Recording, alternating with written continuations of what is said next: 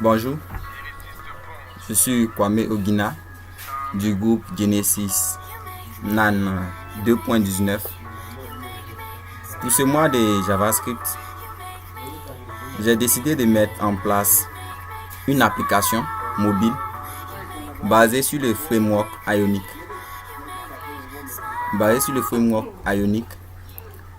J'ai conçu cette application grâce à la bibliothèque Angular de JavaScript, et cette application porte sur un marché en ligne.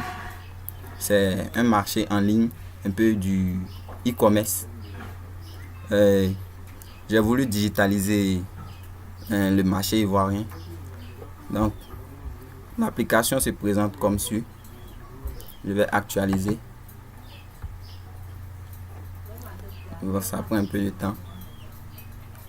C'est une application où l'utilisateur est obligé de se connecter d'abord avant de pouvoir accéder au service de l'application. J'ai déjà créé un compte avec ces identifiants, donc je les ai enregistrés. Voilà. Lorsque les champs email et mot de passe sont vides, les boutons connexion et inscription sont désactivés. Mais lorsque j'ai rempli les champs, je vais utiliser ces mêmes identifiants. Je vais essayer de m'inscrire avec ces mêmes identifiants. Et voilà. On me dit que non, un utilisateur existe déjà avec ces mêmes identifiants. Quand je clique sur connexion,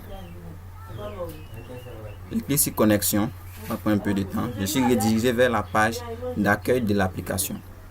Ici, nous avons les différentes catégories de livriers que nous pouvons avoir sur l'application, que nous mettons en place à la disposition. En bas en rouge, il est indiqué un guide pour pouvoir permettre à l'utilisateur de faire son achat. Et dans le menu, nous avons à propos, aide et les différentes catégories. Dans à propos, j'ai parlé un peu du but de l'application, et aide, c'est pour guider un peu l'utilisateur comment utiliser l'application. Je rentre dans l'onglet féculent. Je vois les différentes catégories. Ici, il y a banane, plantain, igname, manioc, etc. Pour effectuer un achat, l'utilisateur doit cliquer sur la catégorie demandée. Lorsqu'il clique dessus, il verra un menu se déplier. Et là, nous avons banane non mûre 3 à 400. 3 bananes à 400, banane mûre 3 à 400 aussi. Pour effectuer l'achat, il doit cliquer sur ajouter au panier.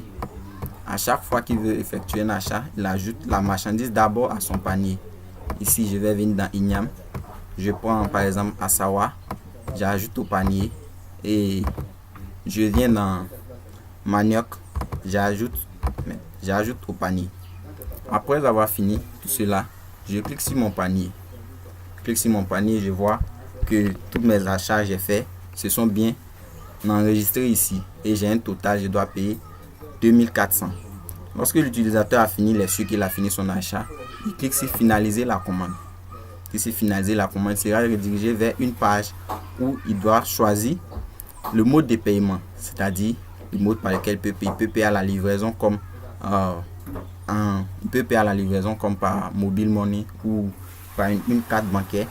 Moi, j'ai choisi paiement par mobile, et il va choisir le mode de livraison. Soit il va être livré à domicile, ou il se rend dans l'un de nos points de vente. Lorsqu'il aura fini, il va nous soumettre ce formulaire. Clique sur soumettre.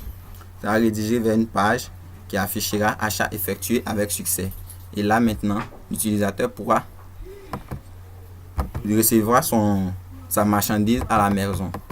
Maintenant, concernant le code source de l'application. Bon, j'ai mis en place d'abord un serveur Node.js, le serveur Node.js qui se présente comme suit. Ici, j'ai le serveur Node.js ici. Maintenant, dans le fichier user, c'est ici que je gère la connexion à mon application. Config, ici c'est la connexion à ma base de données qui est MongoDB User Controller, ici, il vérifie d'abord si un utilisateur est déjà authentifié. Par exemple, pour enregistrer un nouvel utilisateur, là, je ne l'ai pas fait. Je vais enregistrer un nouvel utilisateur avec les mêmes identifiants. Je prends, par exemple, un de mon premier gmail.com. J'enregistre et je choisis un autre mot de passe. Vous voyez, quand le mot de passe est court, l'onglet est toujours désactivé. Et lorsqu'il atteint 6 caractères, l'onglet est activé. Maintenant, je clique sur inscription. Je suis redirigé vers la page d'accueil. J'ai été inscrit avec succès. Maintenant, je viens regarder ma base de données. Dans ma base de données, je vais actualiser. J'actualise la base de données. Je vois qu'il y a un nouveau membre qui s'est inscrit avec les identifiants.